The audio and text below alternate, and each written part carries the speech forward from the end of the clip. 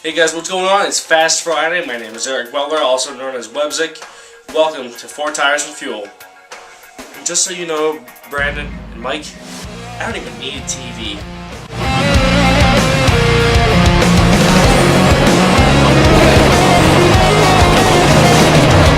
Well, on today's show we're going to talk about the Auto Club races in California. Started off with the Nationwide Series race. We had Kyle Busch leading him down with Elliott Sadler on the front row. Elliott Sadler took the lead early in the going.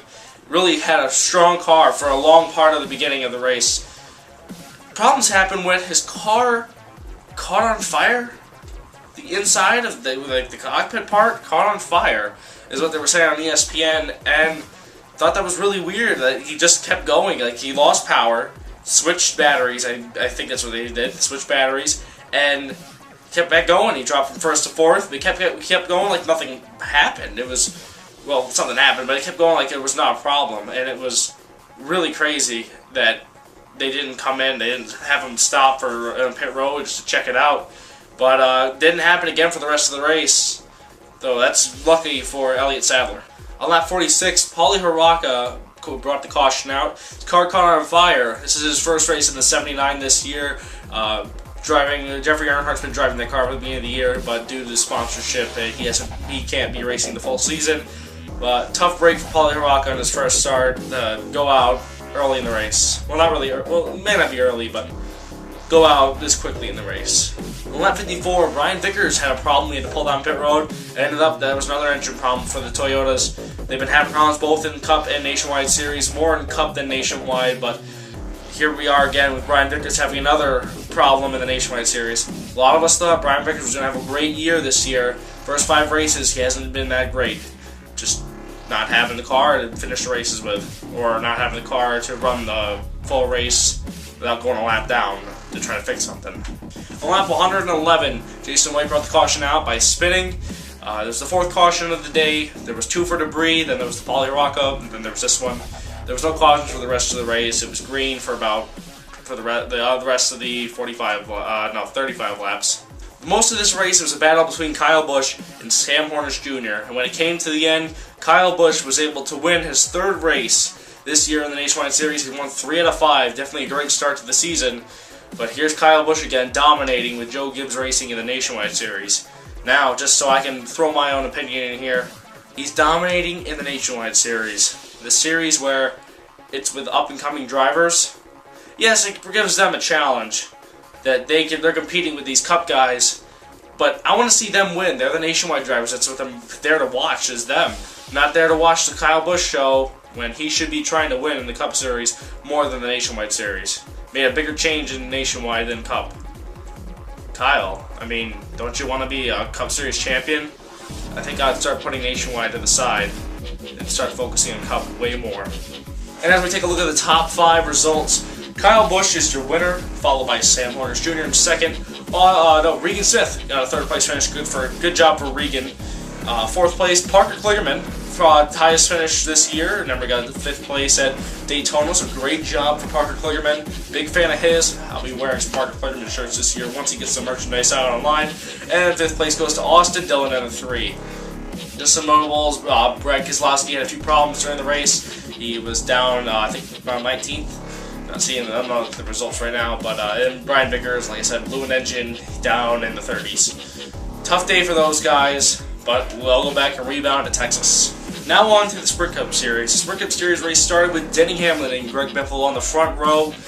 Really, Denny Hamlin, after last week with him and Joey Logano, the feud that's been going on, Denny Hamlin really is showing that he's focused and he wants to be racing instead of arguing and fighting with Joey Logano. But Joey Logano also had a great starting position in 6th place, I believe. So great job for Logano, and this race would be fantastic. A lot of battling, and it's not like we've seen in the past few years at Auto Club.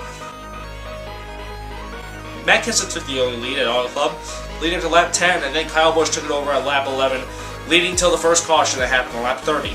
David Stremme had a spin in the 30 car. He kept going all after that. Kyle Busch had the lead in the restart. He led until lap 42. Around there is when the caution came out for Timmy Hill. He didn't blow an engine, but he had, I think, an oil leak, tough break for Timmy Hill. This is his first race in the 32. Joey Logano was able to take the lead after that.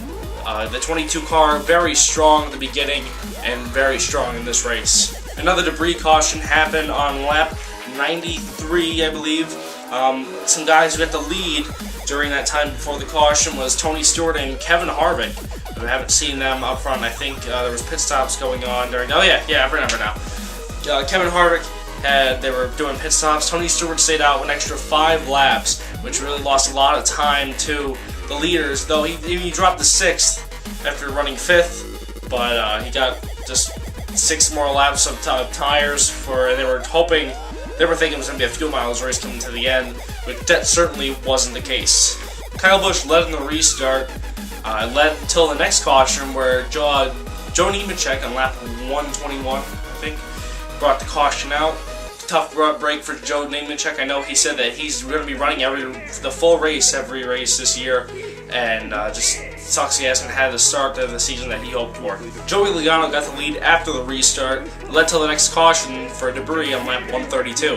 My man Tony Stewart, he led after that restart about 11 laps until Kyle Busch took it over at lap 145, I believe.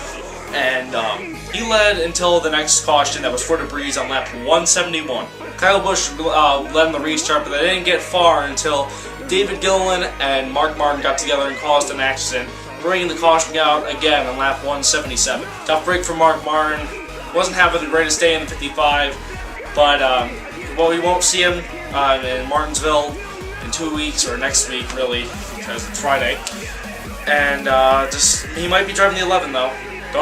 Can't leave out that possibility, but tough break though for Mark Martin. Kyle Busch led until the next caution, lap 186, after one of the cars had gotten in the wall after Timmy Hill put oil out on the track early in the race. Clint Bowyer, he blew an engine. Another problem for Toyotas. This time it's with Mike Waltrip Racing. We've been seeing it more with Joe Gibbs Racing, but tough break for Clint Bowyer. He was really starting to have a good run towards the end of the race, and it's a shame he blew an engine. Kyle Busch led in the restart, but not for long. Joey Logano was able to hold off Tony Stewart, and then he got past Kyle Busch on lap 194. He led until lap 199, where that's when Denny Hamlin caught him. Side by side, Denny Hamlin and Joey Logano were all the way into the final lap. On turn 3, they had the low lane. Kyle Busch comes up on the high lane, passes them, and Kyle Busch wins at Auto Club. First win for Toyota at Auto Club. But it was unbelievable. Nobody thought that Kyle Busch was going to win, but I don't think many of us knew that he was right there, very close to the lead. There was a wreck going to the line. Joey Logano and Denny Hamlin both got together. Logano ended up spinning a little bit, but Denny Hamlin went head-on into a part on the inside wall where there was no safer barrier. Hamlin got out of the car and collapsed. I guess he was in a lot of pain. From what I read, he had to get down straight because he couldn't breathe, which is not a good thing. He was put in an ambulance and then sent to a local hospital. It turned out that he had an L1 compression fracture in his back, and it was not a good thing. The doctor said that it's going to take about 6 weeks to heal, which is not good for Hamlin. Joey Logano ended up finishing 3rd when Denny Hamlin finished about 24th. Logano said during the wreck, when it happened, he said that's what he gets, or something along the lines of that. And then in an interview he said he deserved it. Well, I guess he didn't know what happened to Hamlin, that he was sent to a hospital, that it was that bad. Because on Twitter he said, I hope he gets better, stuff like that. Once the race finished, when Joey Logano got out of his car, Tony Stewart parked his car next to Joey Logano, and they got into a fist fight. Or at least a push and shoving fight, though I think there was a few fists thrown by Tony and Joey. Tony Stewart was mad because on the last restart, Joey Logano kind of blocked him. It was just, literally, he just blocked him. I mean, it was racing. There's a few laps to go, and Joey wanted to keep the lead. I know, I do say it's a dumb move on my guy's part, but Tony Stewart, I mean, you block all the time, dude. You gotta, if someone blocks you, you're gonna get mad at it. I know there was a part early in the race where Joey Logano went to go block Kurt Busch, and I thought it was just a little bit too risky because Kurt went down and Joey went down with him. It could have caused an accident between them two, But with a few laps to go, it's a little different because you're definitely trying to block. And so I gotta say, it was kind of a dumb fight. It was cool, but it was dumb. Kyle Busch, the guy he won the race. It was all about Logano and Hamlin, but Kyle Busch finally got the win for Toyota at Auto Club, and he finally broke his nine race streak of leading the most laps and not winning.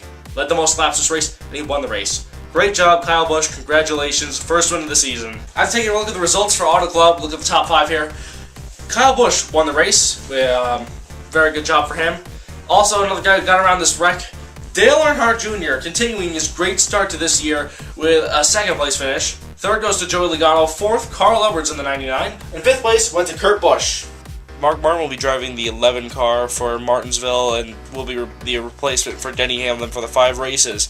Brian Vickers will be driving the 55 and the 4 races that Mark Martin won't be in the car.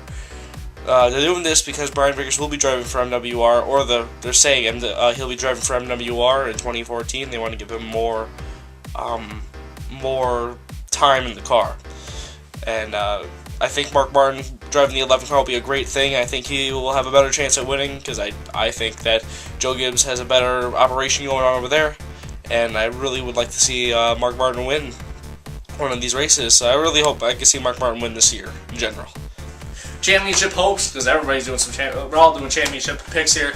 The early pick for me, it's got to be Brad Keselowski. He's had a strong start to the year. 4 top 5s in a row. Didn't get a top 10. He finished 23rd at Auto Club. I think Brad Keselowski is definitely a guy who could repeat championship. Another guy I'm picking for the championship is Carl Edwards. Carl Edwards, he's had a great start to the year with a win at Phoenix. I'm a fan of his, and I thought it was awesome to see him and Tony Stewart battling it out in 2011 for it to come down to a tiebreaker because they both had an equal amount of points. I think Carl Edwards deserves a championship now that Tony Stewart got his 3rd one. I'd like to see Tony Stewart win, of course. He's my favorite driver. But if I could pick a guy that I think is deserving of the championship, Carl Edwards is one of those guys.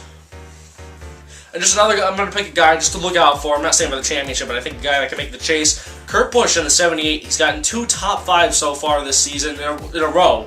Both one at Bristol and Auto Club. Look out for that 78 car. It's a good team. They got good backing from RCR.